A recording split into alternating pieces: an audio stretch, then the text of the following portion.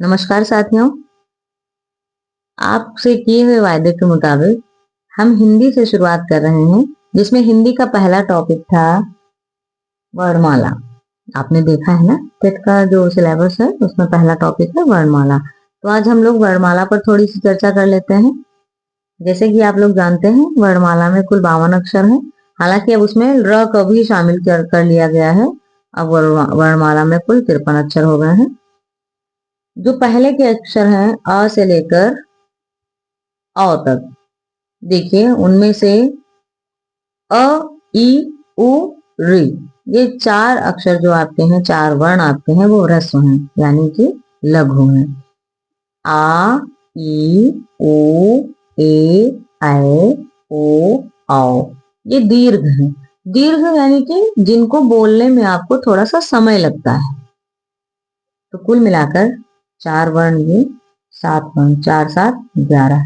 इसमें अयोगवाह स्वर अंग और अह, जिनको आप अनुस्वार और अनुनासिक कहते हैं, ये भी मिल जाते हैं। तो कुल स्वर आपके 13 हो जाते हैं। अब आइए व्यंजन की बात करते हैं। स्पर्श व्यंजन आपके 25 हैं।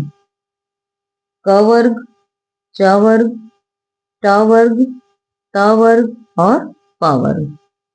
इसके अलावा जो बीच में द्विगुण हैं, ड़ और ढ़, उनको भी मिला के टोटल ये 27 वर्ण होते हैं। अंतस्थ वर्णों में आपके आते हैं, अंतस्थ वर्णों में आते हैं य, र, ल, व, 4 वर्ण। ऊष्म व्यंजन आपके हैं श, श, स, ह, 4 वर्ण ये हैं। संयुक्त अक्षर जो हैं छ, त्र, ज्ञ, श्र, 4 वर्ण। हालांकि आगत की भी बात होती है। आगत जो आपने देखा होगा फारसी भाषा में ज, फ, जिनके नीचे नुक्ता लगा हुआ है, इनको आगत कहा जाता है, यानी आए हुए हैं, ये 2 वर्ण हैं। तो इनको मान देख लीजिए बस। बाकी ये आपके टोटल 11 स्वर और 41 व्यंजन मिला के 52 अक्षर होते हैं। अब इनमें देखिए, इन वर्णों में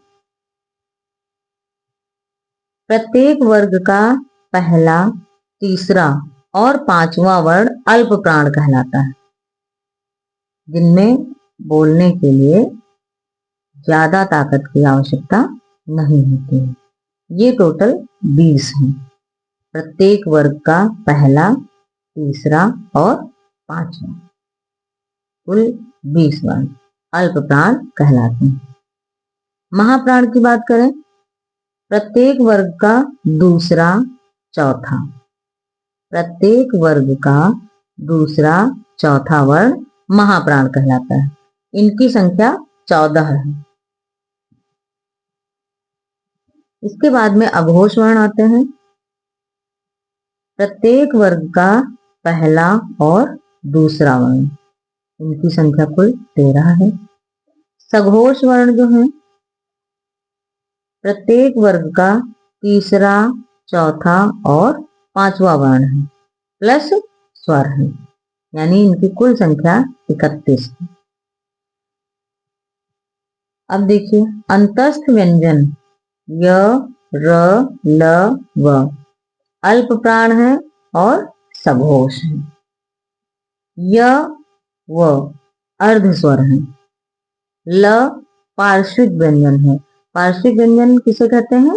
जब जीभ का अग्रभाग मसूड़ों से छूता है और हवा जीभ के दोनों तरफ से निकलकर मुंह से बाहर जाती है। आप ल को बोलकर देखिए, ल। जीभ का पहला आगे का हिस्सा जो है वो ऊपर की तरफ टच होता है, जबकि दोनों तरफ से हवा बाहर निकल जाती है। र जो है लुंठित व्यंजन है। लुंठित मतलब मोड़ने की बात है। जीभ का अग्रभाग जब कई बार कंपन करे, र, देखिए र को बोलने में कंपन होता है जुबान में। अब देखते हैं संयुक्त व्यंजनों का निर्माण कैसे हुआ। क और षटकोण वाला सा मिला के छ बनता है। त और र मिला के त्र बनता है। ज और ञ मिला के ड्य बनता है, श और र मिला के श्र बनता है। बाकी अगर वर्णमाला में कुछ छूटता है तो जब हम प्रश्न पत्र देखेंगे तो उससे हम कवर कर लेंगे। अगर आपको इसमें से कोई शंका हो तो आप कमेंट के माध्यम से हमसे पूछ सकते हैं। धन्यवाद।